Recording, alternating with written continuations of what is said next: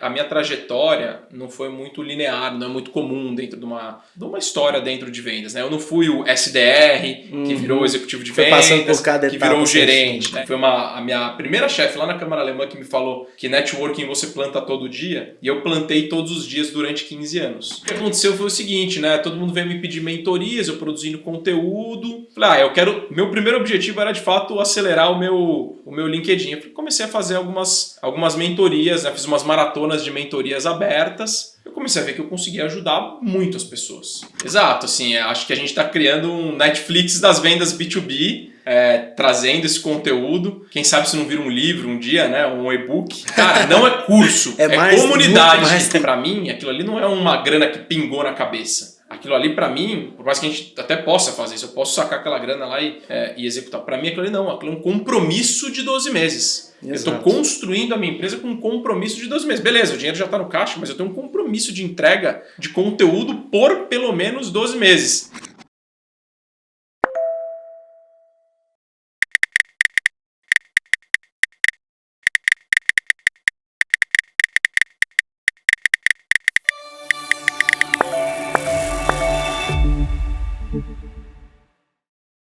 Bem-vindo ao Entrou no Grupo. Eu sou o Thales e aqui a cada episódio a gente vai debater com criadores de conteúdo tudo que você não sabe sobre como ganhar dinheiro online. Hoje a gente está aqui com uma pessoa especial. Ele tem mais de 15 anos de experiência em vendas B2B, Gustavo Pagotto. Seja muito bem-vindo. Pô, muito obrigado, cara. Estou feliz de estar pela segunda vez aqui na Rubla. Todos os dias, na verdade, eu estou na Rubla, né? Já estou no grupo há algum tempo. Muito feliz de participar aqui com vocês, cara. Show de bola, Pagotto. Cara, você é um cara que a gente tem muito a sentar, escutar e aprender, né? Eu queria, assim, pra gente começar, um pouco clichê, mas queria saber um pouco da sua carreira, essa carreira B2B, que é uma carreira de muito sucesso. Queria que você contasse um pouquinho da sua trajetória aí, beleza? Cara, com certeza. Eu gosto de falar que a minha carreira em vendas B2B, começou antes de eu nascer. Meu pai sempre foi empreendedor do mundo de tecnologia. Eu vivi na minha casa, eu nunca vi um pai chegar em casa e falar que queria ser promovido, que queria mudar de emprego, que estava reclamando do chefe. Eu vi alguém que estava preocupado em atender melhor os clientes, em fazer a empresa crescer, em contratar pessoas melhores, em tentar pagar menos imposto. Era isso que eu via dentro de casa. Isso drivou muito o meu comportamento no mundo corporativo. Eu estudei num colégio alemão, depois acabei fazendo administração, estudei administração de empresas aqui na USP, em São Paulo. E eu sempre fui muito estimulado pelo meu pai a trabalhar desde cedo. Tanto que muita gente que estuda para passar no vestibular, o dia que eu passar no vestibular, o que eu vou fazer? O dia que eu passei na USP, era o primeiro dia que eu estava fazendo um estágio na Bayer. Né? Eu sempre trabalhei, desde o começo da minha carreira, fiz um estágio na Bayer, depois acabei... Tudo em vendas? No começo não, no começo eu trabalhei com comércio exterior, né? Até por conta lá que eu tinha feito um colegial técnico. E dessa primeira experiência fui fazer um segundo curso técnico, que era no Colégio Humboldt, num outro colégio alemão, e de lá você tinha que fazer um estágio junto de uma empresa alemã. Né? Aí eu acabei passando na Bayer para fazer estágio em supply chain, passava em várias áreas, em paralelo eu entrei em administração, fazia administração à noite, trabalhava durante o dia. Isso bem novo já? Cara, eu comecei a trabalhar no meio do colegial, que era uma coisa meio atípica assim, né? Eu estudei no Porto Seguro, um colégio classe A aqui em São Paulo, meus amigos, cara, você fala, tinha que fazer um estágio lá, né, de 100 horas durante o colegial, porque eu fazia um técnico, eu fiz 100 horas, que era durante o mês de julho, quando eu estava no segundo colegial, só parei no final do outro ano, quando eu fui... Já cresceu com gosto pelo trabalho, então. Cara, eu sempre vi o trabalho como uma forma de aprender, né, tanto que muita gente trabalha por conta do dinheiro, eu sempre trabalhei por conta do aprendizado que isso me dava. E aí isso meio que guiou minha carreira, né? Eu fiquei 2 anos na Bayer como estagiário, aí eu queria fazer um estágio na Alemanha para aprender mais. Pela Bayer não podia, aí eu vi que tinha um programa de trainees de vendas na Câmara Alemã. Legal. E aí dentro da Câmara Alemã, quem ganhava esse programa de vendas ganhava um estágio na Alemanha. Falei, vou lá, passo no processo, vendo mais que todo mundo e vou para a Alemanha. Né? Aí cheguei lá e descobri que tinha que aprender a vender. Achou que era sua arte até então. Nunca tinha pensado nisso. E aí foi que me estimulou, aprendi a vender, ganhei esse programa, fui para a Alemanha, fiz o estágio lá, para mim foi muito mais uma aprendizagem cultural. E aí quando eu voltei para o Brasil, na época, todos meus amigos, isso era 2008, 2009, né? Tinha acabado de estourar a Lehman Brothers lá e tal. Eu falei, cara, eu quero trabalhar no mercado financeiro. Daí comecei a prestar várias entrevistas em bancos, investment banking. Mas você não tinha gostado da sua experiência com vendas? Cara, pra mim tinha sido ali uma experiência, na verdade, para ganhar o estágio na Alemanha. Entendi. Era mais para ir para a Alemanha do que... Era mais para trabalhar em si. Só que foi curioso que eu logo que eu voltei, né, a minha chefe na época falou, o cara que dá o treinamento de vendas aqui, por algum motivo não vai poder continuar, você pode continuar dando treinamento? Eu falei, posso. Aí eu montei o meu primeiro treinamento de vendas, 6 meses depois que eu comecei a vender. Já estava ensinando. E fui lá, estava treinando os novos trainees, mas na minha cabeça, cara, ainda tinha 3 anos de faculdade pela frente, eu queria fazer um programa de trainees, realmente aqueles parrudos e tal. Então nem me via nisso, né? Tanto que, eu nem valorizava a profissão de vendas naquela época. E foi interessante. Daí eu fui tentar ir para o mercado financeiro, investment bank, queria trabalhar com research de ações, achava que era super... é cool, né? Era super... Cara, queria ser Faria Limer, né? Na época. E aí eu nessas indas e vindas, a galera não me aprovou nesses processos. Precisei de vários processos. Sempre fui bem comunicativo, falei bem e tal. Então ela falou, cara, o melhor feedback que eu recebi foi de um cara lá na época, falou, acho que você é muito vendedor para ficar atrás de uma tela de Excel 14 horas por dia. E aí, que bacana. Meio chateado, mas acho que, foi legal esse feedback. Aí na época, eu ainda tentando nisso, meu pai me apresentou para um diretor da TOTOS na época, que ele tinha feito GV e falou, esse cara conhece várias pessoas do mercado financeiro. E esse cara era um diretor de mercado internacional lá na TOTOS. E ele falou, eu tenho uma vaga de estágio aqui para trabalhar com expansão internacional que tem a ver com vendas, comércio exterior, que você já tinha meio que um mix dos dois, meio que foi uma vaga meio perfeita para mim. E aí eu entrei lá como estagiário em 2009, numa área de expansão internacional, que era uma área bem estratégica para a época para a empresa, representava ainda pouco da receita e para mim foi legal, comecei a interagir com as franquias que existiam na América Latina, aprendi o modelo de distribuição de software, entrei na maior empresa de tecnologia do Brasil, vi, cara, tudo que tinha e comecei a viver. E você começou por baixo já, né? Cara, eu era literalmente o cara que carregava a caixa, ia pra a empresa, cara, a TOTOS fica na Brasleme, lá em Santana, que é um bairro aqui em São Paulo, e ela é uma empresa meio horizontal, né? Foram vários predinhos um do lado do outro, a gente ficava numa ponta, tinha que pegar um negócio lá no financeiro, vai lá o estagiário lá pro outro lado. E eu ia conhecendo a empresa inteira desse jeito. Então foi bem legal, e acho que um dos primeiros marcos que teve para mim da minha carreira foi mais ou menos 2010, a TOTOS lançou um produto que era uma rede social corporativa, equivalente ao que é o Facebook Workplace. Hoje em dia é 2022, né? E a gente está falando 2010. Caramba. E esse produto foi uma rede social interna, eu comecei a usar, todos os funcionários da empresa começaram a usar, o CEO, o fundador da empresa falou, isso vai virar uma unidade de negócio para a gente. E eu tava era um desenvolvimento interno que eles queriam comercializar para fora também. Era um desenvolvimento interno. A ideia era que hoje, para quem está ouvindo a gente que é de vendas, vai dizer, na época a visão era que todos os sistemas tivessem o botão de like, comentário, compartilhar. Alguém consegue imaginar hoje um CRM sem ter comentário, sem ter poder recomendar alguma coisa? Pois é. Em 2010 não era assim. A visão do Laércio Cosentino era brilhante. Só que a gente estava um pouco à frente do tempo e eu fui um dos usuários mais ativos dessa rede lá dentro da empresa. Todo mundo falava que eu estava um dos top 5 que menos trabalhava, porque eu só ficava na rede social. Só ficava na rede. E na verdade eu usava a rede social com o propósito de me conectar com meus colegas. E o que aconteceu foi que o CEO percebeu isso e me chamou para um founding team ali desse produto que acabou virando uma unidade de negócios. Caramba. Essa unidade de negócios cresceu, ficou 2 anos batendo... E a TOTOS já era muito grande nessa época, né? Já era gigante, foi a primeira empresa a abrir capital, na época já devia faturar quase 2 bilhões de reais. E aí você de estagiário, por conta dessa rede social, estava tendo contato direto já com o CEO. Nesse meio de caminho eu fui promovido, virei analista, mas era tipo, sei lá, um analista sênior, pleno, sei lá o que era na época. Mas, cara, super júnior.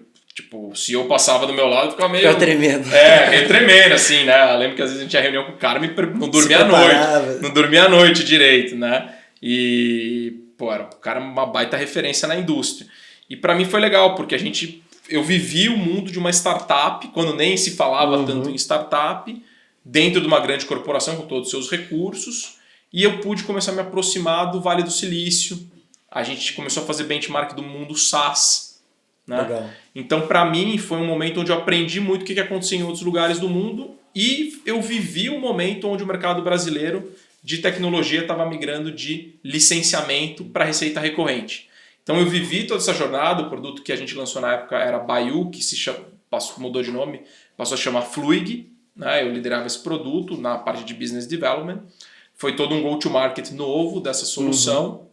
Então, cara, foi tudo entender. E isso aí era quanto tempo já para você estar liderando o time? Cara, assim, essa história começou em 2011, aí foi começando um time... Putz, cara, eu comecei a liderar o time meio que no começo, assim. E esse time foi crescendo, chegou a ter até 40 pessoas reportando lá pra mim. Isso você bem júnior ainda. Cara, deveria ter na época ali, até o ápice do Fluig lançamento ali, foi 2013, foram uns... Cara, que legal. Não foi rápido, assim, todo mundo acha, o sucesso vem de uma hora pra outra. Sim. Cara, mas assim, você de um estagiário para em 4 anos estar liderando um time, é uma coisa boa, sabe? Assim, pensando numa carreira padrão, é uma coisa excelente. Foi muito legal. E o que o pessoal fala muito, assim, né? A minha trajetória não foi muito linear, não é muito comum dentro de uma história dentro de vendas, né? Eu não fui o SDR, que virou o executivo de vendas, passando por cada que virou o gerente, né? Eu vim de uma área de estratégia, que era expansão internacional, eu fui trabalhar com business development, mas eu já tinha tido a minha experiência com vendas lá atrás, que foi curta, e aí a gente lançou o produto, eu tinha que pôr esse produto para vender, então eu rodei muito cliente, testando pitch, fazendo literalmente go-to-market. Legal. E aí eu passei a liderar pessoas e eu vivi a curva de aprender a liderar pessoas. Que no começo você faz tudo errado. Eu lembro que no começo eu queria ser chefinho. Eu queria ter queria ter gente no meu time, quanto mais gente melhor. Tinha muito pro seu ego também ali. Pro ego, né? Eu acho, nossa, eu sou gerente, tenho pessoas do que reportam. Vou delegar as coisas para as pessoas. Exatamente. Então, eu vivi uma curva que todo mundo que vai começar a liderar pessoas acaba vivendo em algum momento. E isso foi, cara, começo dessa trajetória.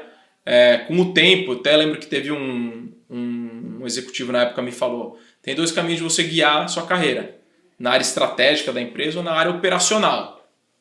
Cara, tenho certeza que todo mundo júnior que está ouvindo a gente, se ouvisse isso naquele momento e tivesse que escolher entre estar na área estratégica ou na operacional, ia responder o quê? Estratégica. Estratégica. Todo mundo quer estar na área estratégica. E eu comecei a perceber que eu estava migrando para a área operacional. Vendas é uma área da operação. Sim. É a operação de vendas. E sempre demorou para eu me assumir como em algum momento eu era o gerente de vendas. Eu era o gerente de vendas, depois a gente lançou um outro produto, eu virei gerente desses 2 produtos vendendo dentro da base da TOTOS. Então a minha carreira, a partir desse momento, foi mais ou menos 2013, 2014, eu me tornei um líder de vendas e comecei a recrutar time, formar vendedores, esses times foram escalando. Fiquei na TOTOS até 2016, quando eu recebi um convite do LinkedIn. Eu já era... Só empresa pequena. Eu já era super ativo de LinkedIn, né? Por conta do próprio Baiu, eu fazia muito benchmark, olhava a rede. Eu já tinha um hábito que era de toda semana, eu tinha na minha agenda, toda segunda ou sexta-feira, eu mandava uma recomendação para uma pessoa da minha rede. Então, toda semana eu recomendava alguém. 50% das pessoas me recomendavam de volta. Então foi uma forma de eu ir populando meu LinkedIn, ganhando visibilidade, credibilidade. Isso foi intencional? Cara, foi intencional. De alguma forma, eu percebia que eu estava construindo um ativo digital. Cara, e isso lá... Networking digital. Ali. Networking digital, a minha imagem, a minha reputação. Eu estava num começo de carreira. Que é uma coisa interessante, né? A gente até conversou um pouco aqui, né? A grande maioria dos criadores, eles são pessoas que são muito populares no TikTok, no Instagram, no YouTube. Tem poucos que têm uma relevância dentro do LinkedIn. E você não vê ninguém virar... super influenciador dentro do LinkedIn de uma hora para outra. Porque o LinkedIn é a carreira. Né? O LinkedIn tem a ver com construção de uma história, de reputação. Constância também. Então é muito, muito raro. Assim, pode ser alguns empreendedores mais novos que conseguem, mas é muito difícil. Então foi uma construção de múltiplos anos. Pra você ver alguns casos, assim, vamos pegar um exemplo que está acontecendo hoje em dia do Luva de Pedreiro. O cara bombou ali, coisa de um mês ele já era super famoso No LinkedIn isso não seria viável, então. Não, isso não existe no LinkedIn. O público é diferente, né? O LinkedIn acabou de criar um programa de creators, né? Fez um programa de creators ali pro LinkedIn, acho que tem enfim, cada rede social tem o seu programa de criadores. O LinkedIn, acho que resolveu ali tentar usar isso como uma estratégia de mais engajamento dentro da rede, pegou bastante diversidade em termos de perfil de pessoas, perfil de regiões, com o objetivo de desenvolver mais conteúdo e gerar mais engajamento. Mas é raro dentro do LinkedIn você pegar uma pessoa que não teve uma trajetória de sucesso e ela ter representatividade. Tem alguns caras meio polêmicos ali, tem tipo o Plantão LinkedIn, que são os perfis mais fã, né? Mas em termos padrão. E aí quando eu fui pro LinkedIn, para mim foi, cara, assim, foi um MBA da vida real. Coincidentemente, eu tinha tentado passar num MBA nos Estados Unidos uns 2 anos antes, tinha aplicado para as top escolas lá fora. Eu sempre, eu brinco, eu sempre tinha conseguido tudo na minha carreira acadêmica ou profissional, e foi a primeira vez que eu não fui aprovado. Foi o primeiro não? Foi o primeiro grande não, assim, teve o primeiro grande não dos bancos lá, né? Na época você queria. Depois que me levou para um outro caminho, e aí eu tentei fazer esse MBA nos Estados Unidos, não fui aprovado, queria ter feito lá em Harvard, Stanford, etc. Não foi aprovado em Berkeley, fiquei na 3ª lista de espera, que foi mais sofrido ainda, mas também não passei. Mas aí quando eu fui para o LinkedIn, eu tive a oportunidade incrível de trabalhar numa das empresas mais incríveis do mundo, com uma das organizações de vendas mais reconhecidas, e fui trabalhar com um produto que era especificamente para equipes de vendas B2B, que é o LinkedIn Sales Navigator.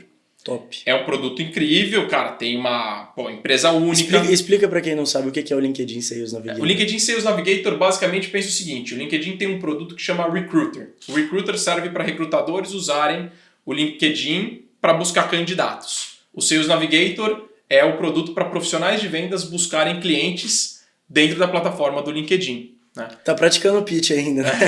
Não esqueceu, não. Cara, fiz muito isso em algumas milhares de empresas durante 4 anos. E quando eu fui para lá, eu fui para abrir o mercado da América Latina hispânica. Já existia um time para Brasil e eu fui cuidar de México para baixo. Legal. Eu nunca tinha ido para o México. E seu espanhol é... Meu espanhol, assim, eu já tinha estudado um pouco antes no colegial, já tinha ido para a Argentina fazer um mini intercâmbio, depois na TOTS eu cuidava das franquias de América Latina. E quando eu cheguei lá no LinkedIn, meu espanhol era ok, né, depois evoluiu bastante, óbvio. A prática faz evoluir. Né? Foi muito bom. E eu acho que o mais legal desse período foi que eu, mais uma vez, fui fazer o go-to-market de um novo produto. Eu já tinha feito o go-to-market lá do Baiu, do Fluig, etc. E eu estava agora dentro de uma grande casa, né, de uma grande marca, mas eu tinha que levar esse produto para um mercado e eu tinha que não só recrutar o meu time, formar o meu time para ele abrir esse novo mercado na América Latina, mas a gente vendeu para centenas de empresas na América Latina um produto para ensinar essas empresas a gerar mais demanda. Então assim, eu falei com centenas, milhares de profissionais de vendas B2B. Para mim, todos os dias era muito aprendizado de diferentes setores e etc. Né? Então E na época você percebia que era muito aprendizado? Cara, eu sentia que era mais ensinamento do que aprendizado, porque a gente dava muito treinamento, a gente falava como usar o LinkedIn, como as melhores práticas, era meio... eu não percebia. Acho que as coisas, geralmente você acaba percebendo as coisas depois do que elas acontecem. Hoje, com o que eu faço na Pipe Lovers, eu reflito que eu estava percebendo, era um estudo de campo de muitos anos de experiência, vendo que o nível de profissionalismo conhecimento em vendas B2B na América Latina como um todo era muito baixo. Legal. Então, o produto que a gente tinha dificuldade de aderir ao mercado, e aí você fala, o LinkedIn tinha dificuldade, porque era um produto que exigia bons profissionais e boa gestão. E isso não existia. Talvez para uma gestão amadora não fazia tanto sentido. Exatamente, né?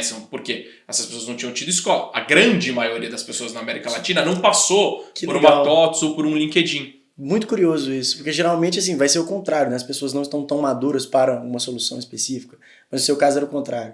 Exatamente, então cara, assim, isso foi bem, bem impressionante. Então eu fiquei 4 anos lá no LinkedIn, né?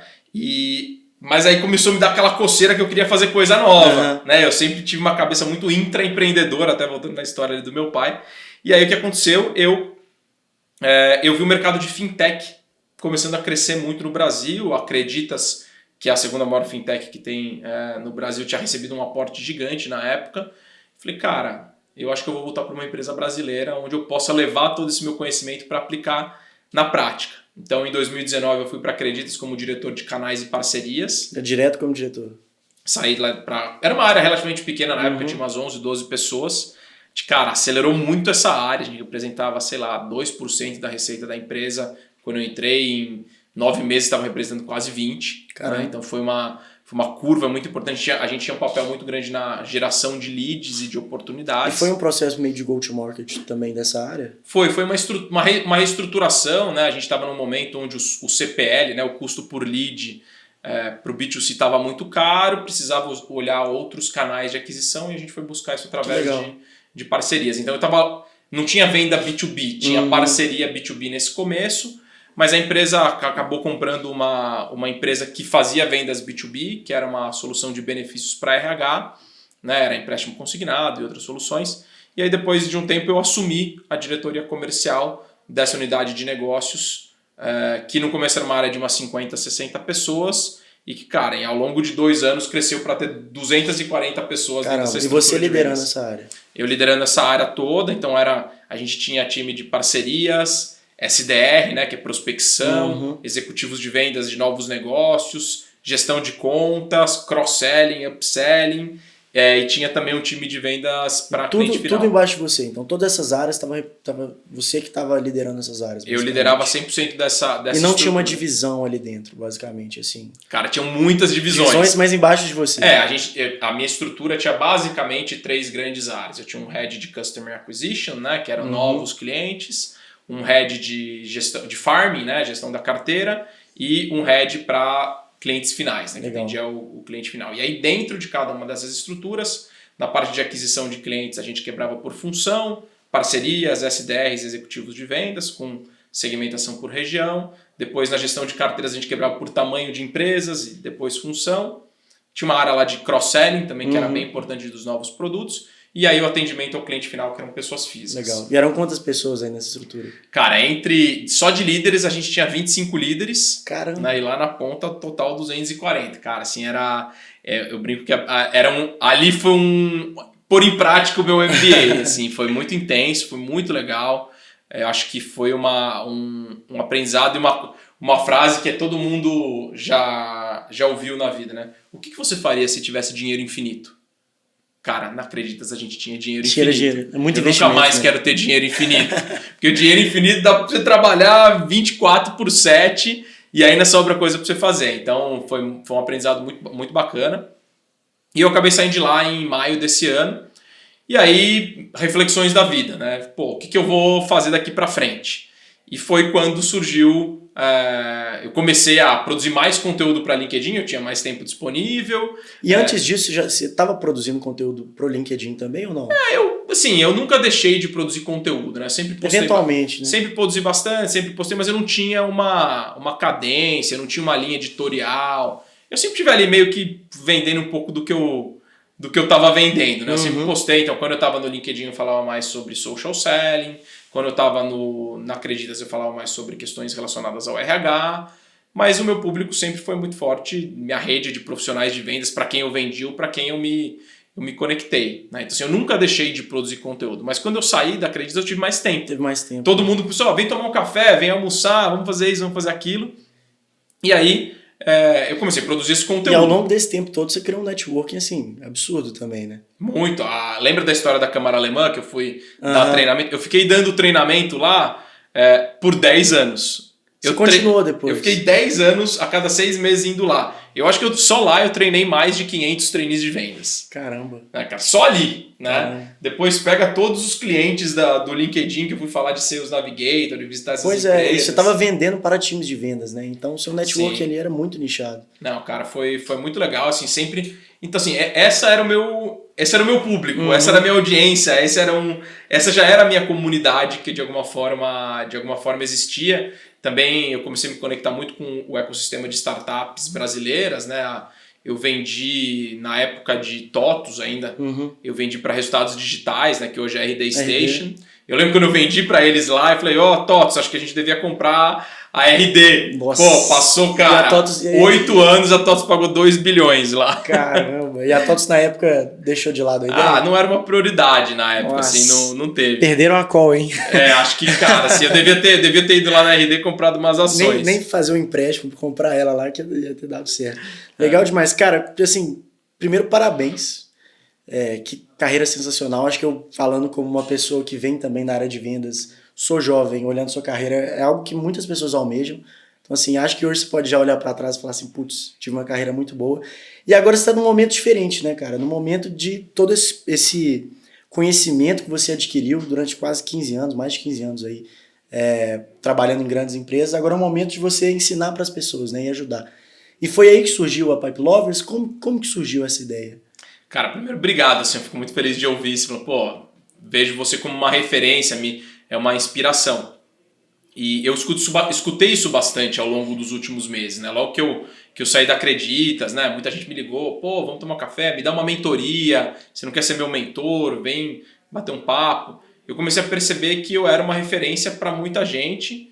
Eu não tinha muita certeza se eu sabia, se eu podia ajudar, como que eu poderia ajudar. Sempre ajudei naturalmente as pessoas, eu brinco que... E foi a minha primeira chefe lá na Câmara Alemã que me falou que networking você planta todo dia, e eu plantei todos os dias durante 15 anos. Né? Hoje acho que meu porquinho tá bem cheio ali para colher de volta. A plantação tá boa já. E aí virou uma floresta já. Cara, aí o que aconteceu foi o seguinte, né? Todo mundo veio me pedir mentorias, eu produzindo conteúdo. Falei, meu primeiro objetivo era de fato acelerar o meu LinkedIn. Eu comecei a fazer algumas mentorias, né? Fiz umas maratonas de mentorias abertas. Eu comecei a ver que eu conseguia ajudar muito as pessoas. Assim, qualquer pergunta que alguém me fazia sobre vendas B2B, eu tinha condição de dar uma orientação e um direcionamento. Eu comecei a ficar meio assustado até com esse negócio. Né? Não que fossem questões super complexas, mas eram situações que eu já tinha vivido. Experiência, né, cara? É repertório que você tinha. Eu tô virando aquele cara velho que fala que agora eu tenho experiência, e quem não tem experiência acha que a experiência não tem valor. Então eu evito não falar isso, mas eu acho que essa troca tem valor. Eu gosto de falar muito da troca. Né? Por quê? O que a gente vê, a realidade do mercado de vendas? Não existe faculdade de vendas, né? Existe muito curso de vendas, mas é difícil você fazer um curso. E eu, no LinkedIn, inclusive, muita gente foi lá dar um treinamento sobre metodologia X, técnica discutativa, GPCT, PNL, gatilhos mentais, cara, de um monte de treinamento. Mas na prática, é diferente. As melhores coisas que eu aprendi em vendas foi alguém me explicando no dia a dia. Eu vi um negócio, esse negócio aqui muda. Esse planejamento de vendas funciona. Eu lembro quando eu entrei no LinkedIn, por exemplo, eu entrei lá e abri a América Latina para o produto Sales Navigator. Falei, eu vou falar com o cara que abriu a América Latina para o produto LinkedIn Recruiter. Cara, fui lá falar com o Maga, né? Magalhães, falei, cara, me conta aí o que você fez. Ele, cara, não tem segredo. Você tem que prospectar o máximo que você puder, que você vai bater um monte de porta. Uma hora vai dar certo. E uma hora vai dar certo. Beleza. Falei com uma outra pessoa que me contou de um planejamento de vendas. Como que ela montou um planejamento de vendas de controle de atividades. Peguei aquela planilha de Excel, usei como referência para mim. Cara, foram essas duas coisas. Não foi curso, não foi treinamento, não foi MBA. Que bacana, cara. Eu fiz um MBA na FIA, cara. Não foi isso que... Certamente ajudou em alguns pontos. Me ajudou, né? Óbvio. Eu aprendi várias coisas para o meu foundations. Mas, na prática, pequenas coisas eram no dia a dia. Né?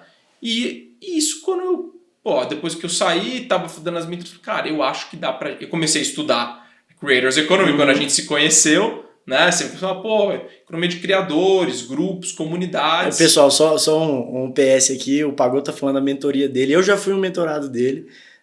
Se quiser falar também um pouco da sua experiência do G4, mas recomendo, viu? Realmente é muito bom. E assim, o que eu vejo da mentoria é que tem um ponto que é muito legal, que às vezes você vem com um problema e você tá imerso em uma situação que você não consegue enxergar direito. É como se você estivesse afogando ali. Quando você externaliza isso para alguém, essa pessoa consegue enxergar de fora.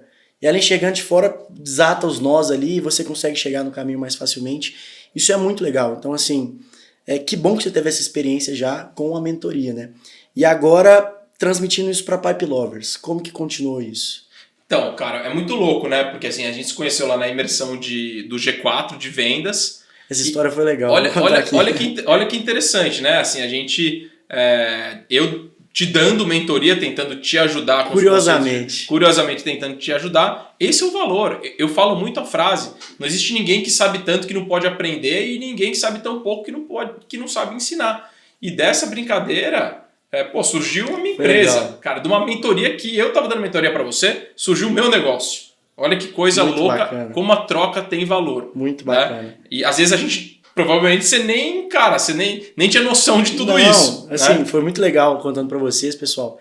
Eu cheguei lá na mentoria do G4, né, o G4 Educação, referência em educação hoje.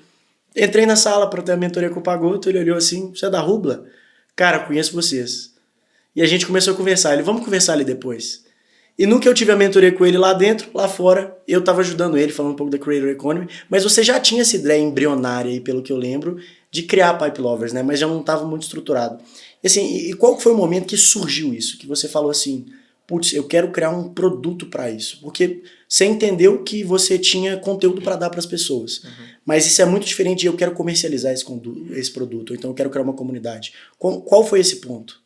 Cara, assim, eu tenho um grande amigo que é palmeirense também e a gente participa de uma comunidade... Vocês estão felizes aí agora. que tem uma comunidade de palmeirenses, se chama Maçonaria Alviverde, né? E dentro desse grupo, não é uma maçonaria, é só o nome dela, né?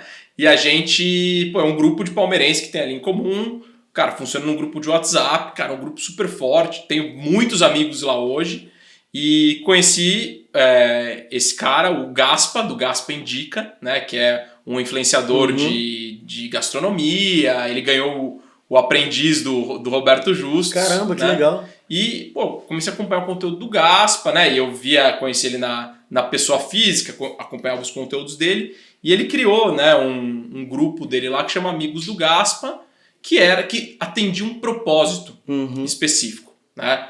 Já fazendo aqui um jabá, quem quiser assinar lá o Amigos do Gaspa. O que era o propósito desse grupo? Imagina, todo mundo pedia para ele indicação de restaurante. Óbvio, quem era amigo. E ele foi lá e ele criou o grupo Amigos do Gaspa. Que legal. O que era o grupo? Você paga lá pro grupo, acho que é 20, 30 reais. E toda vez que você quer saber a indicação de um restaurante, você posta lá no grupo, ele responde para todo mundo. E você automaticamente... você pega essas indicações. Cara, um negócio que vale super a pena é você pegar as melhores dicas. Né? Demais. Aí eu olhei, marquei um almoço um dia com ele. Na verdade, pedi para ele me levar nos almoços incríveis que ele sempre tem. Né? Foi muito legal ver o dia de um influenciador digital de verdade, que sei lá... Viveu isso um pouco. Ele tem, sei lá, 200, 300 mil seguidores. E eu vi como que era o dia a dia dele, como que ele se preparou para ir num restaurante. Ele conhecia o cardápio, ele conhecia o chefe. E era stories de um monte de coisa e tal... Ele me contou um pouco do grupo dele e aí, e ele me contou como era a dificuldade de você ganhar dinheiro sendo apenas um influenciador. Né? Ele me falou um pouco como ele se estruturava para produzir o conteúdo, como ele armazenava. Ele falou, cara, vai registrando tudo que você produz, porque isso vai ter um valor em algum momento da sua jornada de produtor de conteúdo. E ali eu vi o Amigos do Gaspa, tinha uma pequena assinatura... A gente já tinha conversado sobre a Rubla, e eu comecei a entender essa história da comunidade, e eu comecei a ver que, assim como ele viu que não dava para ele ficar dando indicação de restaurante de graça, individualmente, né? As primeiras era individualmente, né? Ele já cobrava por isso individualmente? Não, ele não individualmente ele dava para os amigos, né? Mas ele, que saco ficar mandando, não dá para ficar mandando mensagem. Vira uma obrigação até certo ponto. Vira uma obrigação, porque o cara é especialista nisso, mas esse é o trabalho dele. E aí ele criou esse grupo. Cara, acho que dá para fazer a mesma coisa para as minhas mentorias. Então comecei a fazer testes e pilotos, aí veio a ideia de fazer uma grande maratona de mentorias individuais, jogar todo mundo num grupo de WhatsApp. Falei, pronto, beleza, agora vai dar tudo certo. E deu tudo errado. Né? Eu fiz a primeira, joguei todo mundo para um grupo lá gratuito, no começo chamava Cafeína 31. Que era a sua dose de cafeína diária para aprender sobre vendas e bater a meta antes do dia 31. Caramba! Esse foi o primeiro teste. Isso eu não sabia, não. Esse foi o primeiro teste. Tem o grupo lá hoje, ainda tem uns leads lá. E tá dando a cafeína pro pessoal ainda? Não, parei já, agora mudei, né? E aí foi esse primeiro teste, mas eu aprendi muito. Acho que isso também tem um pouco do... Cara, não tem como você ter progresso sem erro. Sem teste, né? Erro não, um teste. E principalmente no mercado digital hoje... Você já fez uma coisa que é muito importante, você se espelhou em modelos que dão certo. Mas você só vai saber se dá certo colocando em prática. E assim, é legal que é como se fosse um experimento científico. Coloquei isso em teste. Deu certo? Não deu. Então vamos pro próximo. Esse aqui deu certo? Deu certo. Vou incorporar. Não deu certo? E aí você vai moldando o seu produto, sua comunidade. Isso é muito legal de uma comunidade, né? E aí, a partir desse momento que teve esse erro, como que você estruturou de novo? Então, aí a gente olhou para o que deu certo e o que deu errado. Aí a gente falou, vamos pegar... A gente não, né? No caso era só eu. Cara, o que eu posso fazer aqui? Eu e a minha esposa, que eu ficava pedindo para ela testar os formulários. Ela era sua mentora. A minha esposa é a minha mentora. A minha esposa trabalha com vendas também. Então é muito bom porque eu entendo muito bem da persona. Legal demais. E aí, nessa brincadeira, falou, cara, vamos testar fazer só com SDRs, que são os pré-vendedores, pessoal de prospecção. Fiz um grupo bem focado, bem nichado. Dei conteúdo para esse grupo. Colocamos num grupo de WhatsApp.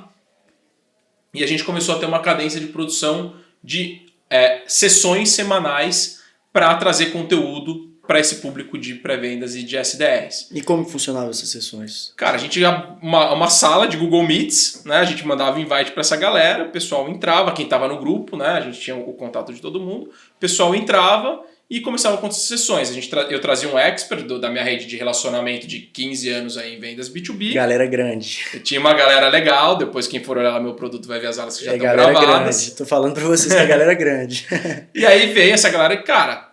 tinha um bate-papo ali, o pessoal fazendo perguntas, e o que foi legal, né? Assim, por conta da comunidade, por causa da minha referência, eu conseguia trazer muitas pessoas e todo mundo que estava na comunidade tinha acesso a um executivo ou uma executiva que naturalmente eles não teriam no dia a dia.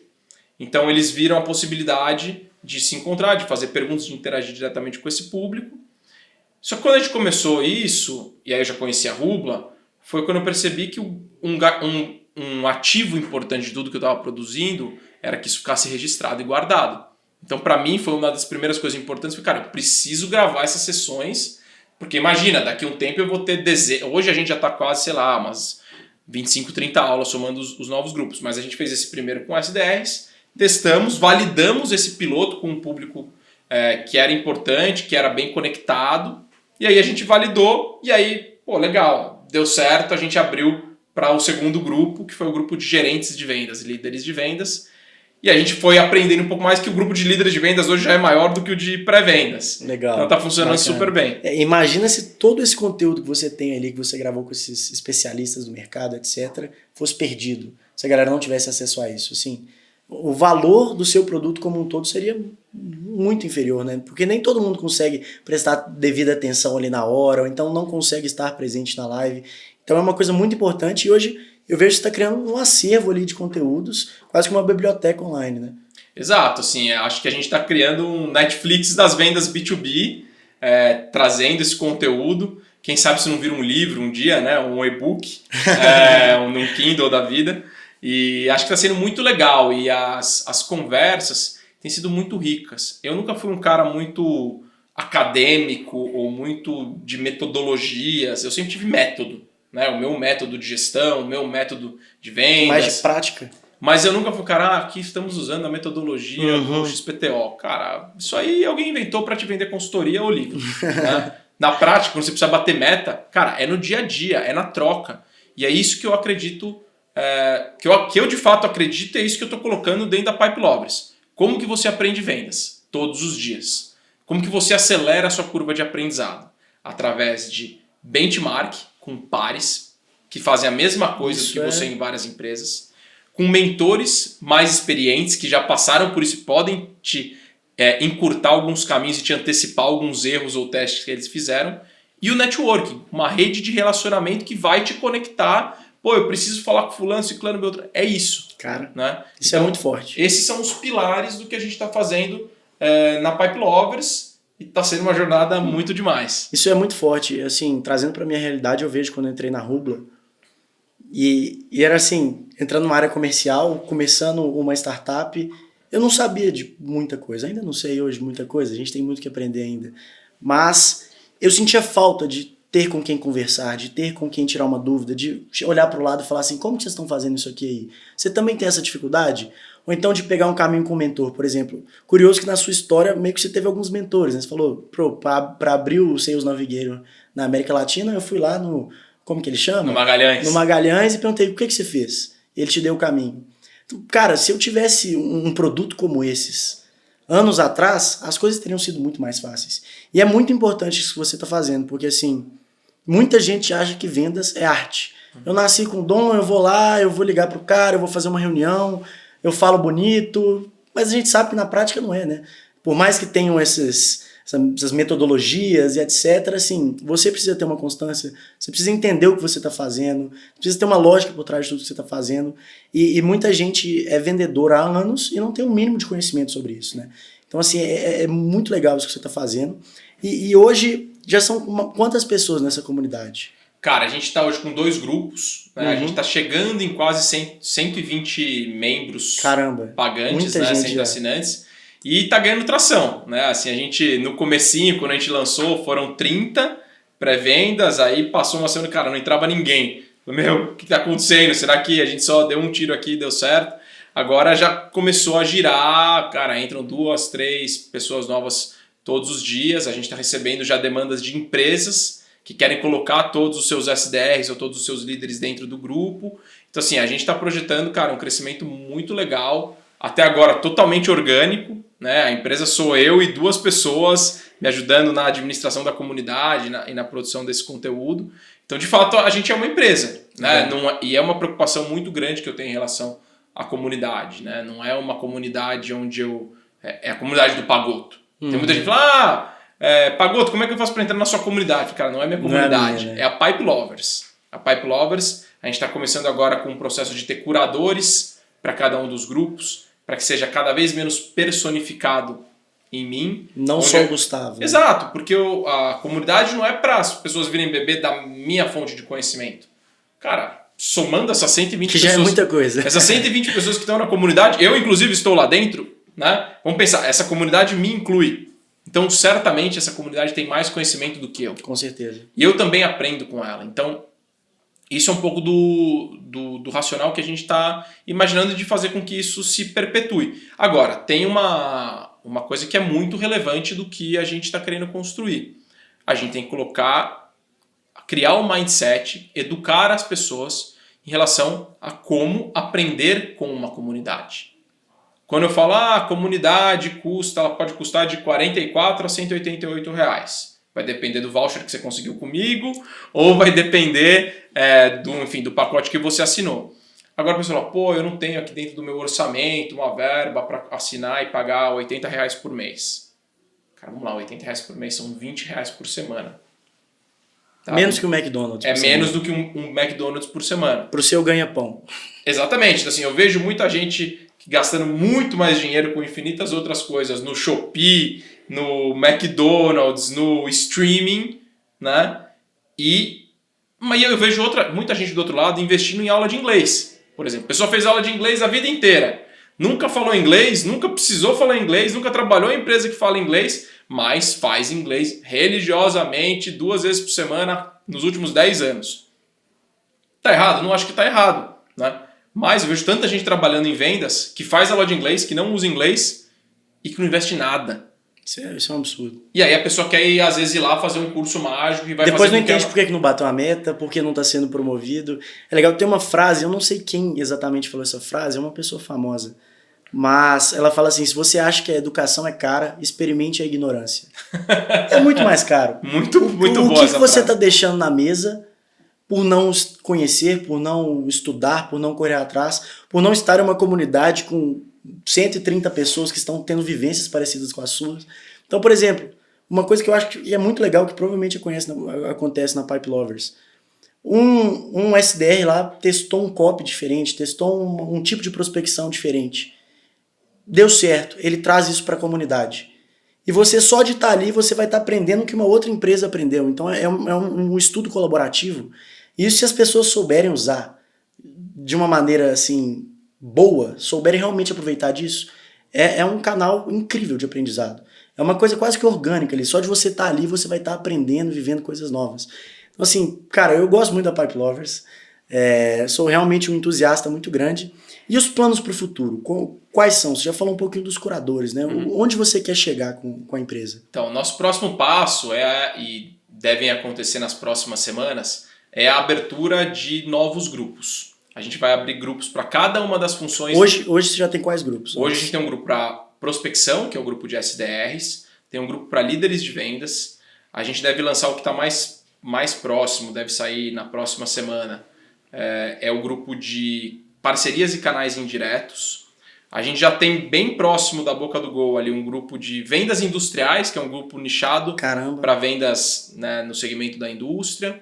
Tem um grupo de Sales Enablement, que também, ou seja, para profissionais de treinamento de vendas. Tem uma discussão para grupo de executivos de vendas e gerentes de contas. E um outro de marketing B2B. Então tem mais 5 grupos aí. O fôlego aí. Tem mais 5 grupos aí que já estão bem avançados, que a gente está fazendo tudo nessa história de curadores, né? Ou seja, esses curadores estão ajudando a gente a montar. E esses curadores não são pessoas aleatórias, não, né? São pessoas que vivem esse mercado, que sentem as dores, né? Então é uma iniciativa que eu fiz nessa linha de despersonificar o Pagoto e personificar os membros. Eu estou trazendo pessoas que têm essas dores para a gente discutir, né? Então a ideia é colocar essas pessoas para colocar, e a gente vai abrir todos esses grupos inicialmente para a gente aprender essa dinâmica, quais são os melhores tipos de discussões. Eu poderia aqui começar a colocar, e acho muito engraçado, né? Não falei dessa parte. Muita gente, depois que eu atualizei meu LinkedIn, comecei a postar, muito investidor anjo me mandando mensagem. Cara, eu quero entrar como anjo, eu quero entrar como investidor, eu quero fazer... Cara, nesse momento, ainda eu estou experimentando como o nosso modelo de negócio vai funcionar, e é um negócio que requer, por enquanto, pouco investimento. É muito mais um investimento do meu tempo, de entender, de conversar com os membros. Organizar ali o conhecimento. Não adianta, eu poderia ir lá e colocar um caminhão de dinheiro no Instagram para turbinar posts com cortes das aulas. Pô, a galera é animal. Eu vou chegar em todo mundo, eu vou gastar ali, beleza. Pô, para eu conseguir hoje uma visita para o site, tá dando R$1 por clique. Cara, se o meu custo de uma mensalidade, na média, tá em R$60, R$70, pô, o payback ali, se assinou, pagou. Né? Então, assim, eu poderia estar colocando um caminhão de dinheiro para ganhar muito mais membros, muito mais rápido, mas a gente está pavimentando a estrada, criando isso, a gente vai levar para as empresas para depois acelerar o crescimento. Isso é um ponto muito, muito importante que eu vejo que você faz muito bem, que muito criador de conteúdo não faz, que é lidar com o seu infoproduto, com sua comunidade, etc., como um negócio, como uma empresa. E é como se você estivesse rodando um MVP hoje, né? Um MVP ali, e quem está ali dentro está tendo uma voz ativa em como que vai funcionar, o que vai acontecer, te ajudando. Isso é muito legal. E esses membros que estão hoje, quem chega antes tem mais vantagens, né? Você acha que quem chega antes tem uma participação mais ativa e um acesso maior a você? Ou você pretende continuar com esse acesso depois?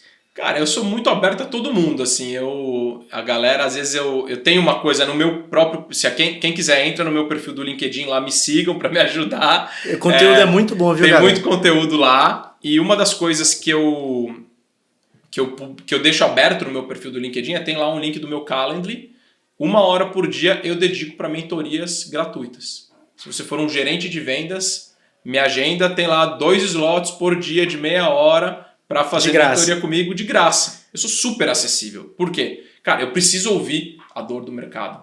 Eu não estou mais sentado numa operação gigante de 240 pessoas de vendas B2B e B2C. Eu preciso agora continuar tendo esses inputs. É como se você fosse um ponto focal que está acumulando experiências ali e entendendo o que está acontecendo no mercado. E cara, direto, assim, o que eu mais recebo de mensagem é, cara, você com certeza deve conhecer papapá. E, cara, em 2, 3 WhatsApps eu chego. Hoje, um amigo de um fundo de investimento falou, eu estou querendo investir em empresas do segmento de software para manufatura. Ah, cara, eu conheço fulano, beltrano, ciclano. Ah, você pode me conectar com eles? Eu conecto. Eu ganho alguma coisa? Não. Eu estou pondo a minha moedinha lá de network, você tá de plantando colaboração. As sementinhas, né? Eu estou plantando. Provavelmente esses caras vão voltar para para em algum momento compartilhar conteúdo, eles vão virar meus clientes, vão virar meus parceiros, é assim que essa roda gira, que eu acredito. E você que é gerente de vendas, está assistindo isso, e não foi lá no Calendly do Pagoto para agendar um horário, tá dando mole. Porque assim, tem gente que paga por isso e paga muito, sabe? Então assim, é uma coisa muito bacana que você está fazendo, tá realmente parabéns. E assim, mudando um pouquinho agora, mais entendendo o que você pensou mesmo para a Pipe Lovers, né? Hoje a gente vê muita gente vendendo curso. Uhum. A venda de curso é uma coisa que, eu tenho um conteúdo aqui, eu vou estruturar em um curso e vou vender. Tenho um conteúdo, vou estruturar em um curso e vou vender. Por que você pensou em criar uma comunidade? Cara, essa história é muito boa, assim, porque às vezes eu tô falando da comunidade, o pessoal, Pagoto, quanto custa seu curso? Falei, às vezes eu fico meio bravo. Cara, não é curso, é comunidade. Não é curso, é comunidade. Mas a gente já tem as discussões lá com o time. Falei, cara, será que a gente deveria vender isso num formato de curso? Porque de maneira alguma. As pessoas estão acostumadas a comprar curso. Assim, o que eu acredito? O conhecimento, ele é fluido. Né? O conhecimento, ele tá a todo momento. Você precisa de conhecimento a todo momento. Eu escuto algumas pessoas... E assim, a gente não é uma comunidade perfeita, as pessoas entram e saem também, né? Saem muito menos até do que a média, acho que estou muito feliz aí, Pipe Lovers que estão assistindo esse vídeo, fiquem felizes porque é uma das nossas comunidades, uma das mais engajadas que o pessoal tem aqui. Não, hoje a gente analisou os números aqui junto com o Pagoto e assim, é absurdo a retenção que ele tem, a recorrência. Então é porque o conteúdo é bom, né? E a gente está tentando fazer um negócio onde essa coisa se perpetua, né? Aí eu vejo algumas pessoas, a gente teve um problema, eu tô com um problema de grana esse mês, eu não vou renovar esse mês, a gente entra em contato e fala com as pessoas, e o que eu falo pra galera é o seguinte, a gente não tá aqui pra você consumir 100% desse conteúdo, ninguém paga o Netflix pra assistir todos os filmes que nem tá ali. Nem deve ser possível fazer isso. Você não paga o Spotify pra você ouvir todas as músicas que estão ali. Né? Tipo, nossa, eu tô pagando o Spotify, mas nossa, eu não ouvi 17 músicas hoje. Exato. Não é isso. A gente tá ali para ajudar esses profissionais de vendas todos os dias. Tem dias que a gente vai postar coisas que são divertidas, né? Outro dia eu recebi um e-mail bizarro de prospecção, eu soltei lá no grupo, alegria dos SDR, falando, tipo, a galera zoando, falando, a gente vê, tem gente que manda e-mail ruim também. No grupo de líderes, quando a gente está em fechamento de e-mails, a gente ajuda as pessoas a recrutar. Assim, é um grupo também, é um ponto de ajuda. Você não sabe quando você vai precisar de ajuda, né? É quase ao extremo da gente ser um seguro. Eu sou quase o seguro de vida do profissional de vendas. Às vezes o cara pode não enxergar valor ali, não é o ideal, obviamente, mas se ele não enxergar valor durante 28 dias no mês, mas nos 2 últimos dias ele tem um insight, ele tem um exemplo, alguma coisa ali que faz ele bater a meta dele, já se pagou e pagou vários meses ali. Bacana, cara, muito top. E assim, a gente vê que o seu modelo de comunidade é recorrente, né? Você tem um foco em assinaturas, em recorrências, isso é muito legal, porque, como você falou, você está querendo um negócio sólido, uma coisa que vai se perpetuar ali por muito tempo. Qual que é o efeito da recorrência para o seu negócio hoje? Cara, essa foi até uma das discussões que a gente teve aqui, né? A minha grande preocupação, quando eu vendo um pacote anual, e a gente até tem um percentual relativamente grande de assinaturas trimestrais, semestrais e anuais, para mim, aquilo ali não é uma grana que pingou na cabeça, né? Aquilo ali, para mim, por mais que a gente até possa fazer isso, eu posso sacar aquela grana lá e executar. Para mim, aquilo ali não, aquilo é um compromisso de 12 meses. Exato. Eu estou construindo a minha empresa com um compromisso de 12 meses. Beleza, o dinheiro já está no caixa, mas eu tenho um compromisso de entrega de conteúdo por pelo menos 12 meses. E aí eu agradeço todo mundo que assina o semestral, o anual, porque cada um que assina isso é um compromisso a mais que eu tenho de dar perpetuidade para que esse negócio funcione lá na frente. Qual que é a importância dessa? A gente discutiu inclusive aqui modelos de como fazer a visão da gestão. Né? Sim, é uma empresa. Eu tenho um equivalente de receita mensal e aí eu tenho que gerenciar os meus custos e os meus investimentos dentro disso. Né? Essa é a importância para mim. E tudo que eu faço, todos os dias eu estou aqui nesse podcast, né, gravando com o meu objetivo de eu capturar mais seguidores no médio e no longo prazo. Né? Eu poderia estar lá querendo vender um projeto de consultoria aqui de 50 mil reais, legal, ia pegar 50 mil reais na minha conta. Esse mês eu ia gastar X horas para entregar esse projeto. Mês que vem eu tenho que matar um leão de novo. Cara, não quero matar leão, nem elefante, nem cobra. E com isso você se beneficia muito, né? Porque assim, o LTV é uma coisa muito importante. Então, se você está entregando um conteúdo bom, se você está engajando seus membros, que a gente já sabe que você faz, e você não cobra só uma vez, é uma coisa que está sendo um pagamento recorrente, você acaba ganhando mais com isso. Exatamente. É uma coisa que sai legal para todo mundo, sabe? É um ganha-ganha ali total. Top demais. Cara, acho que isso não tem como, né? Assim, por mais que você tenha...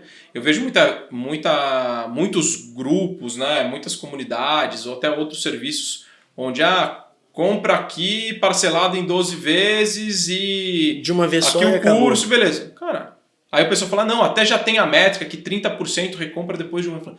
Cara, 70%, na minha cabeça 70% de churn, 70% das pessoas que compram seu produto não querem continuar comprando daqui a um ano. Na verdade, ele comprou uma vez e não quer comprar nunca mais.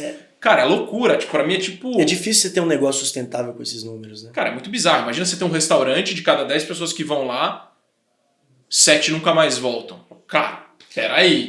Faz uma analogia com o Netflix, por exemplo. Se a cada 10 pessoas que assinaram, 7 não vão uma hora acaba o mundo, né? Uma hora acaba o seu addressable market. Isso é um ponto importante. Seus clientes eles não são infinitos.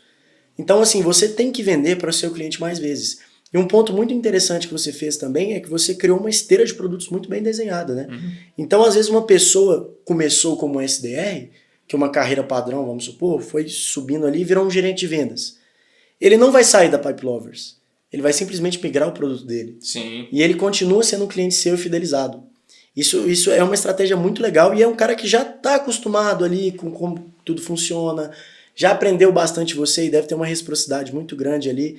E esse é um modelo que a gente acredita bastante, né? Essa recorrência, esse LTV. E assim, como a gente falou, os seus números são excelentes. São muito bons. A que você atribui isso? Assim, por que você tem uma recorrência, uma fidelização dos clientes? Por que sua retenção é tão boa? Cara, eu confesso que eu nem estava preparado para essa pergunta. Assim, eu fico até emocionado acho que de ouvir isso. Eu acho que tem uma preocupação genuína com duas coisas, né? Tem uma preocupação com os membros. Cara, assim, a gente estava discutindo uma funcionalidade que vai ter em breve na Rubla, que é para onboarding, né? A gente estava falando com o time aqui dentro. Cara, é uma preocupação genuína minha. A hora que, cara, pingou aqui um alerta no app, cara, a gente já manda manda uma mensagem de onboarding para o nosso membro. Cara, assim, a preocupação com os membros, às vezes quando alguém sai, eu pessoalmente mando mensagem individualmente para cada um. Cara, por que você não quis continuar? O que eu posso fazer para você continuar? Olha que legal, você que era diretor de vendas do LinkedIn. Não, tem uma galera que desacredita. Tá mandando mensagem no privado de uma pessoa perguntando por que ela não tá mais com você e como que você pode ajudar ela. Cara, tem galera que desacredita. Os caras assim, cara, um robô. Eu não acredito que é você que tá me mandando mensagem. Cara, não, se quiser a gente faz um call, que agora já fiz vídeo com uma galera. E cara, não me acho nem melhor nem pior do que ninguém. Eu tô construindo meu negócio e são os meus clientes, os meus membros. Isso é uma coisa, uma preocupação muito grande com essas pessoas. Eu, particularmente, sempre prezei pela minha imagem, pelo que eu entrego. Isso é uma coisa que eu vou levar até o túmulo. Uhum. Né? E aí, do outro lado, é saber qual que é o valor do que eu tenho para vender. Né? Cara, eu acho, a gente discutiu até muito quando a gente estava pensando em qual era o pricing da Pipe Lovers. Cara, tem um valor esse negócio que eu entrego. Talvez as pessoas ainda não entendam o valor. Valor é uma coisa percebida, né? Exatamente, né? Então, assim, eu tenho muita noção de quanto vale estar numa comunidade como essa, de quanto vale o conteúdo que a gente está dando ali. Quem está lá dentro também sabe disso, né? Quem está lá dentro já percebeu isso, mas quem está fora ainda não percebeu, né? Obviamente, senão já estaria dentro. Mas, então, assim, está muito claro para mim qual que é o valor que a gente entrega e principalmente a gente conseguir tangibilizar e a preocupação com quem já entrou. Agora, né, a gente também discutiu um outro ponto lá que é uma das dores, um dos desafios, vários criadores têm isso, que é é muito conteúdo, eu não consigo acompanhar tudo, agora eu não preciso, etc, etc. Cara, a gente está criando mecanismos para facilitar a vida do meu membro. O cara tá reclamando que tem muita coisa para ele ver.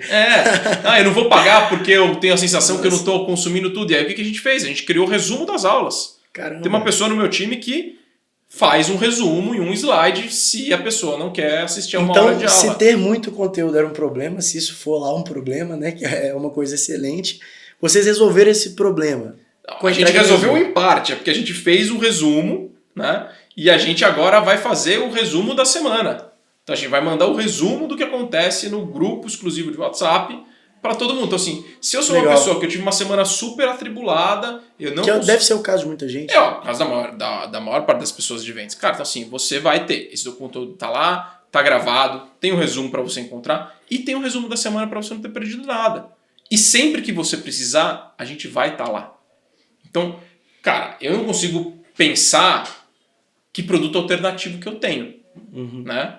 O que eu vejo de produto alternativo são pessoas que têm uma experiência parecida com a minha, que já tem uma rede de relacionamento super grande, beleza. Eu acho que essas pessoas de fato não precisam assinar a Pipe Lovers. Eu diria que dos profissionais de vendas talvez sejam 5% dessas pessoas. Os outros 95%, eles vão precisar de algum tipo de ajuda, eles vão precisar trocar. Existem comunidades, existem benchmarks da Pipe Lovers lá fora? Existem.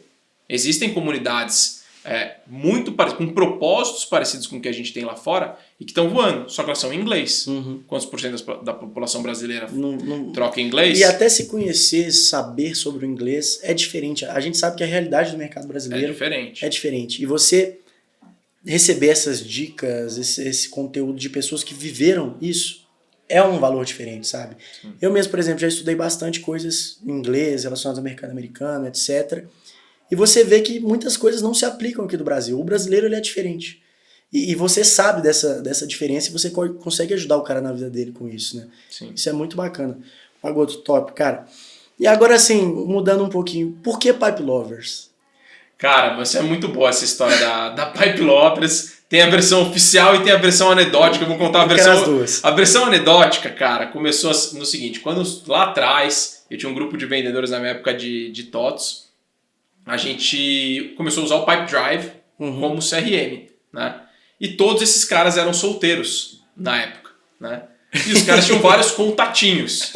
E a ideia inicial era, cara, vamos fazer um CRM para a gestão dos contatinhos desses vendedores, né? Tá brincando? Juro. Inclusive chegou a ter MVP, piloto, a gente modelou o Pipe Drive para a galera conseguir usar como CRM de contatinhos. Tô impressionado. Mas eu duvido se adivinhar qual foi o motivo de porque não funcionou a Pipe Lovers versão 1.0. O pessoal começou a namorar. Não, porque vendedor não atualiza o CRM. Então, cara, assim... O cara esquecia o contatinho dele lá. Ele ia lá, ele não atualizava, ele saía com o contatinho, ele não atualizava. Cara, que história sensacional. Cara, e começou com isso. Essa foi a primeira... E vocês realmente... Não, eu quero aprofundar um pouco mais essa história, que eu achei muito, muito bom. E vocês realmente faziam isso, não foi só uma ideia? Não, cara, assim, eu criei um grupo de usuários piloto, a gente modelou um Pipe Drive e as pessoas começaram a utilizar para fazer a gestão. E aí, ia na balada, vamos supor, fiquei com a menina X, aí ia lá e atualizava. Teoricamente, deveria atualizar o data de follow-up, upsell, cross-sell. Cara, genial. Mas, cara, assim, a experiência foi péssima. Funcionou num nível assim, de uma semana a gente chegou na conclusão que essa solução não tinha market fit. E tinha contatinho cruzado? Cara, 2 vendedores. Não teve base, a base não teve inteligência para chegar nesse ponto. Mas a visão era boa, cara. A visão era que, tipo, a gente... Porque assim, já existia muita entrada, né, de lead, né? Marketing digital e outras fontes de aquisição de lead, né? Mas a gestão para aumentar o LTV e o ticket médio. O objetivo do CRM era baixar o CAC, aumentar o LTV, ao melhorar o ticket médio e diminuir o ciclo de vendas. Diminuir o ciclo de vendas. Genial. E acabou que não deu certo. Depois. Acabou que não deu certo, né? A minha esposa fala hoje que eu criei a Pipe Lovers, agora a versão 2.0. Ela estava no CRM? Não estava no CRM, foi antes, coisa das antigas. E eu falei assim, cara, é melhor eu sair desse nicho de mercado, senão minha vida pessoal não vai dar certo. Né? Genial. E ela briga assim, que independente de quando eu saí da Acreditas e eu queria empreender, ela falou assim, cara, eu não sei o que esse cara vai fazer, mas vai chamar Pipe Lovers. Vai chamar Pipe Lovers. Eu estava tão encanado com o nome. Mas, o que a gente imagina no longo prazo da Pipe Lovers? A gente imagina que a gente vai ter dezenas de milhares de profissionais de vendas. Tendo dezenas de milhares de profissionais de vendas, uma coisa que eu acredito muito é que os bons profissionais de vendas, eles entendem genuinamente dos negócios dos clientes deles. Entendendo genuinamente dos negócios, dos problemas dos negócios dos clientes, eles vão conseguir recomendar soluções. Então, eu como um vendedor que vende tecnologia para uma área financeira, eu vou entender se esse cara eventualmente está precisando de um capital de giro. E eu vou poder gerar um lead para uma financeira. Ou eu estou vendendo um sistema de folha de pagamento para o RH, mas eu estou vendo que o RH precisa trocar o cartão de vale alimentação. Eu consigo gerar um lead. Que bacana. Então, assim, lá na frente... Então você vai comprar network ali, basicamente. Lá na frente a gente acha que a gente vai conseguir fazer um grande marketplace de geração de leads e oportunidades. E uma coisa, eu até refleti isso agora, que deve acontecer já na Pipe Lovers, que provavelmente muita gente vê sobre a Pipe Lovers e ignora. Acontece. Mas as pessoas que se importam, compram e entram, acontece uma seleção ali, até que uma seleção natural. São pessoas que estão correndo mais atrás. São pessoas que estão compartilhando mais coisas. São pessoas que têm um objetivo a mais na vida, que realmente é crescer e estão estudando. Então você entrar num networking desses é muito valioso, né? Sim, você estava falando um pouco do poder do networking. Ali, basicamente, a gente está selecionando pessoas que estão correndo atrás. Pessoas que vão fazer acontecer. Então, daqui a 1, 2, 3 anos... Provavelmente esse grupo de SDR vai ser um grupo de líderes de vendas, pessoas importantes. Então, assim... Sabe que tem uma estatística legal, né? Quando a gente fez o primeiro piloto, a gente levantou uma estatística. Isso está na primeira aula do grupo de SDRs. Então, quem quiser assina lá para assistir. Era uma principal estatística aqui. 85% dos SDRs que buscaram a mentoria comigo eram entre os top 30% melhores performances dentro das suas empresas. Não é coincidência, né? Não é coincidência. O cara que corre atrás de conhecimento é o cara que tem melhor performance. E eu vou dizer, dá para encurtar até essa frase. O cara que corre atrás, ponto, tem melhor performance. De conhecimento, de resultado, do cliente, de execução, de networking. Quem corre atrás tem melhor desempenho. E correr atrás de conhecimento estava diretamente ligado com a performance. Foi muito, muito legal esse ponto que você falou e conecta totalmente com essa estatística que a gente mapeou com praticamente 200 pré-vendedores. Legal. Não. E como as coisas se conectam, né? Você falando da sua trajetória, o tanto que seu network foi importante, o tanto que você se espelhar em outras pessoas e ter mentores foi importante. E meio que hoje você juntou tudo isso e está fornecendo para as pessoas. Top demais. Cara, eu queria fazer meio que um bate-bola com você aqui agora, mais focado em vendas mesmo. Né? Vamos lá. Uma dica para um vendedor iniciante. Conheça muito sobre o negócio do seu cliente. Seja genuinamente interessado em entender sobre o negócio do cliente. Os melhores vendedores que eu conheço são os que mais falam de negócios. Legal. Tem mais alguma? Cara, execução. Né? Execução, organização é muito mais válido do que talento. Obviamente, existem pessoas que são mais talentosas, mais cativantes, mais comunicativas, mas quem executa entrega mais resultado. Tem uma estatística aqui, eu vou dizer de quem foi, é do Theo Orozco, fundador da Exact Sales. Tem aula dele na Tem aula dele também lá dentro da comunidade. E ele trouxe uma estatística muito legal, que vem das bases. Ele tem 15, 16 mil pré-vendedores dentro da base dele lá de usuários. E são 3 pontos fundamentais de um pré-vendedor de sucesso. É o cara que mais prospecta leads, é o cara que mais executa atividades e é o cara que não atrasa as suas atividades para fazer. Esse aí deu sorte. Esse aí costuma bater a meta. Aí fala, mas... Então, por acaso ele bate a meta. Não tem universidade, não tem idioma, não tem idade, não tem sexo, não tem cor. Cara, nós estamos falando de execução. Óbvio, aí a gente pode entrar numa questão de diversidade e oportunidade dentro do mercado de vendas no Brasil, que eu acho que tem muita oportunidade, mas para as pessoas que lhes são dadas a oportunidade de trabalhar em vendas, cara, é um business de execução. Bacana demais. E networking? Como que as pessoas podem melhorar o networking delas?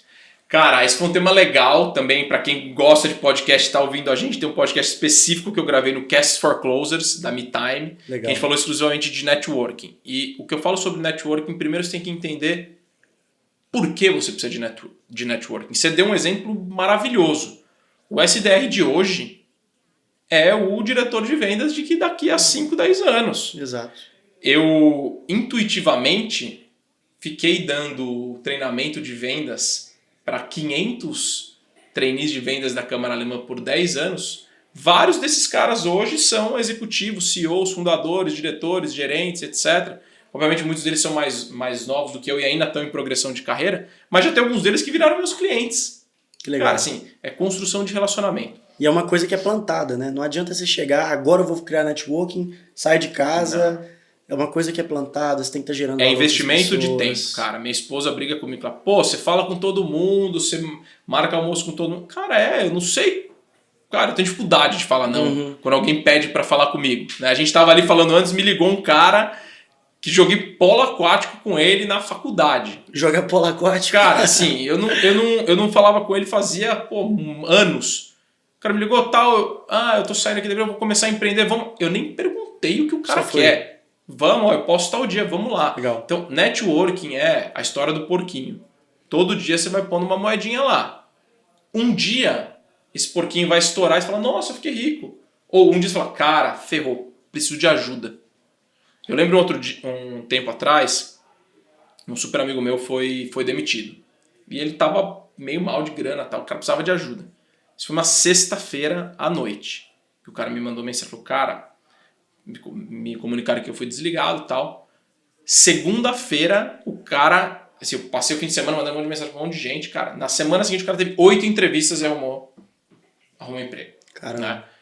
Cara, assim, tá lá. Eu usei o meu networking naquele momento porque era uma coisa que precisava e não era nem pra mim. Cara, esse cara agora já tá super bem posicionado de novo. Provavelmente já me contratar aqui pra fazer um projeto. Mas olha como... Uma mão lava a outra, né? E sim, cara, é uma preocupação genuína que você tem que ter do outro lado. O que eu vejo muita gente fazendo errado. A pessoa entra pra fazer networking querendo tirar... Com interesse. Com interesse de fazer alguma coisa. Né? Com interesse de vender. Com interesse de... Não, se você entrou lá com interesse... a sua chance de dar certo é muito menor. Legal. As pessoas percebem, né? E tem um ponto, né? Eu até brinquei da sorte, assim. Network é um pouco você se expor às oportunidades. E muitas pessoas vão falar, aquela pessoa ele deu sorte porque o outro chamou ela para alguma coisa que deu certo depois. Mas não é sorte. Ela criou um networking, ela plantou essa sementinha para colher depois. Se você não planta, você não colhe depois, né? Então é bacana demais, cara. Outro ponto. Você prefere a carreira de gestão de vendas ou a carreira de vendedor mesmo?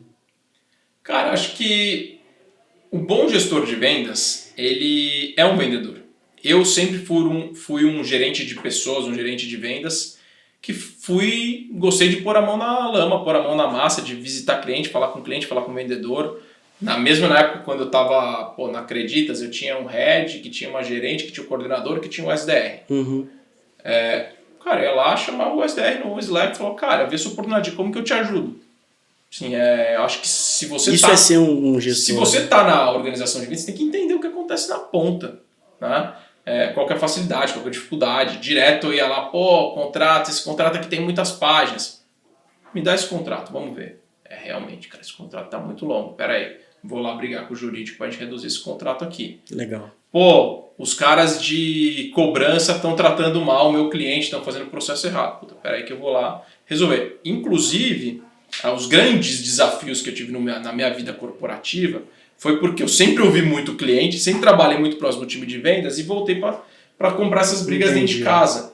E esse acho que é o grande problema na grande maioria das empresas. Que a galera começa a esquecer como que é a vida do cliente. O cara esquece que tem um cliente que paga a conta. Que é uma pessoa ali atrás. Tem uma pessoa, que tem uma empresa. Com dores, problemas, sonhos, aspirações. Cara, exatamente. Assim, a galera esquece, não, meu papel aqui eu sou o cara do jurídico, meu SLA para responder para amigo.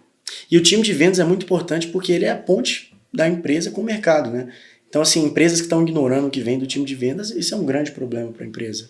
Cara, tem muitas empresas que não necessariamente têm bons produtos ou bons serviços e são muito bem sucedidas porque vendem. Assim, se você tem uma boa máquina de vendas, você vai conseguir trazer cliente. Aí depois precisa ver se você está estruturado para conseguir dar vazão em tudo que você trouxe. Mas, cara, acho que ter um bom time de vendas, eu obviamente sou suspeito para falar, mas acho que é fundamental. Legal. E um ponto legal que você falou assim, até lembrando quando você falou do começo da sua carreira, você falou, agora eu sou chefe, vou delegar, e muitas pessoas acham que ser gestor é delegar, é só cobrar, e você mostrou que, na verdade, era ajudar essas pessoas, né? Meio que você trabalhava para facilitar o trabalho delas. Isso é muito bacana. E uma dica que você tem para essas pessoas que estão começando a carreira de gestão em vendas? Cara, quem está começando na carreira de gestão de vendas, acho que eu tenho uma palestra específica para falar sobre gestão de equipes de vendas de alta performance, mas acho que são três grandes pontos. O primeiro é recrutamento, gestão de equipes. Você gera o quê? Pessoas. Você tem que ter as melhores pessoas que você é capaz de pagar. Esse é o primeiro Contratar trabalho. as pessoas certas, né? Você tem que ver primeiro você precisa ver que tipo de pessoa você precisa, onde que você vai encontrar essas pessoas, como que você encontra e recruta, faz um processo para encontrar bem essas pessoas. Segundo ponto, e aí é onde a galera fica meio chocada, vou olhar para essa câmera para a gente falar, esse ponto é, sempre que eu contrato alguém, eu falo o seguinte, eu não confio em você até o momento que eu confiar. Aí a galera fica chocada. Forte. Por que a galera fica chocada? E eu vou explicar por quê. Cara, quando você contrata alguém, a pessoa não conhece a empresa, o produto, os clientes, o mercado, os sistemas internos, nada. Certo? Ela é um vendedor. Beleza. Agora você tem que ajudar essa pessoa. O processo de onboarding é fundamental. O papel do líder de vendas é acompanhar esse onboarding. Eu já vi muito gerente de vendas falando, pô, agora eu contratei o vendedor, o cara agora já dei a meta para ele desse mês, e aí agora eu tenho mais tempo para resolver outras coisas. Não é isso. So sorry. Você tem... Cara, Às vezes você trabalha até mais para ensinar aquela pessoa. Cara, quando eu estava na Acreditas, uma das últimas grandes contratações que eu fiz foi do Head de Customer Acquisition. Demorou 4 meses para eu começar a cobrar alguma coisa desse cara. Por quê? Porque, cara, não adiantava no mês, 15 dias lá, e tinha superiores meus falando, pô, o cara já tem que estar sabendo dos números. Cara, 15 dias, velho. 15 muito dias. Cedo. Não tem como. 15 dias ele não sabe nem o nome das pessoas que estão aqui. Né? Então, assim, isso pra mim é fundamental. Você precisa ter empatia sobre a pessoa que está entrando na empresa. Você gostaria de entrar numa empresa e em 15 dias a pessoa está te cobrando o resultado? De maneira alguma. Cara, não dá. A empresa tem que criar um ambiente propício para poder cobrar a pessoa antes. Exatamente. Você tem que construir essa relação. Até que a gente chega no ponto que é, agora eu confio em você. Agora você sabe o que você pode fazer e onde eu te ajudo. E aí vai. Pra mim, isso foi o que me deu tranquilidade e sucesso nos meus times. Que era quando eu conseguia formar essas pessoas, boas pessoas, e agora vai. No começo, eu nunca tinha o agora vai. Porque era tudo uns burros empacados. Não ia, entendeu? Depois eu mudei pra estratégia de contratar uns loucos. Aí o louco você tem que segurar um pouco, mas beleza, legal. É melhor segurar o louco. Né? Você foi testando também, né? Você não sabia qual era o problema. Não, o problema, vamos ver se essas são as pessoas, é o onboarding, é o processo. Em cada empresa tem um perfil de pessoas. Pessoal, Pagoto, qual que é o processo de recrutamento ideal? Não sei, tem que ver para sua empresa. Exato. Qual que é o vendedor ideal? Precisa ver. E o terceiro ponto, ou seja, eu falei de recrutamento, de onboarding de time, ramping, e o terceiro ponto é gestão operacional. Todo mundo pensa e fala, pô, Thales, essa é sua meta de resultado. Cara, resultado é o que menos me importa. Acho que todos os dias na Pipe Lovers, a última coisa que eu me preocupo é... Tanto que eu demorei uns 2 meses para entender quanto que eu estava faturando lá. Qual que é a minha preocupação? O que a gente está fazendo todo dia? O resultado, ele é resultado, né? O resultado é resultado. Cara, resultado em vendas é execução e conversão. Execução depende exclusivamente de você. Quantos leads você vai prospectar, quantos clientes você vai atender, quantas propostas você vai indicar, depende da sua execução. A conversão sempre vai melhorar. Se você contratou pessoas boas, elas sempre vão evoluir. Óbvio, tem sazonalidade, blá, blá, blá, mas a conversão sempre vai evoluir. Então, cara, se você focar na execução, todo mundo tiver muito claro o que você precisa executar todo dia, você não precisa ficar fazendo micromanagement, cara, você tem que ter processo de execução. Certíssimo. Métrica muito clara. Então, cara, essas são as 3 dicas para quem está começando como gestão de vendas aí. Perfeito. Isso que eu gostei muito dessa questão do resultado, né? Às vezes a gente não para pensar no que a palavra significa, né? É o resultado. Ponto. Então, você tem que estar fazendo a constância ali e ter essa execução. Bacana demais, Pagoto. Cara, acho que, assim, eu poderia ficar aqui até amanhã escutando de você, aprendendo de você. Depois quero conversar mais a respeito, porque realmente é muita coisa boa. Já vou entrar na Pipe Lovers também, a gente estava conversando ali. Realmente quem não entrou tá perdendo a oportunidade. Não, você pode, cara, ficar 24/7 conectado com o meu conteúdo. Assina a Pipe Lovers. Exato. E agora deixar um espaço, cara, pra você falar pro pessoal aí, explicar um pouco da Pipe Lovers e fazer seu pitch. Vamos ver se tá em dia. Muito bom, cara. Vamos ver se eu tô bom de pitch de vendas. Eu queria, cara, primeiro agradecer a Rubla. Acho que uma das coisas que eu falei muito para todo mundo aqui no escritório hoje foi obrigado por me receberem. A Rubla é a plataforma do meu negócio.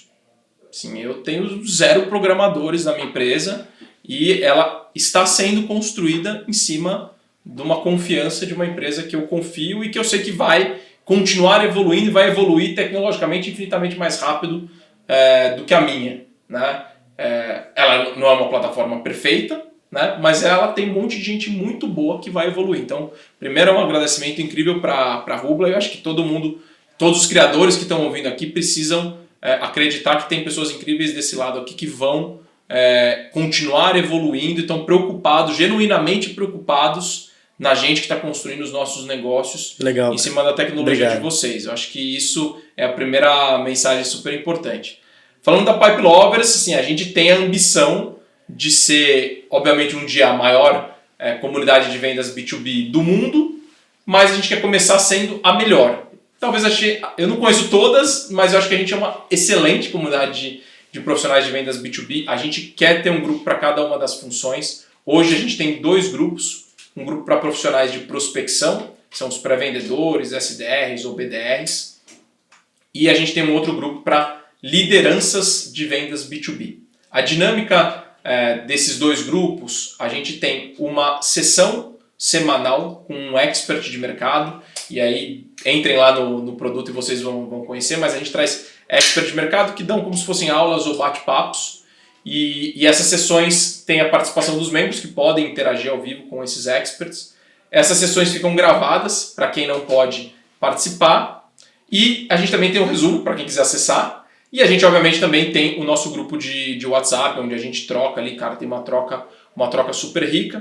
A nossa ideia também é ter isso depois para todos os outros grupos. E a gente também tem um modelo de venda para as empresas que podem colocar todos os seus profissionais.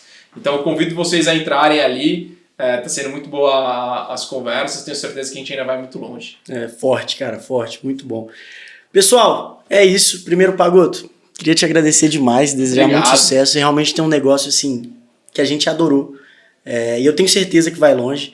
E para vocês que estão aí, se inscrevam no canal, deixem um like aí para fortalecer pra gente, que daqui a pouco tem mais. Grande abraço.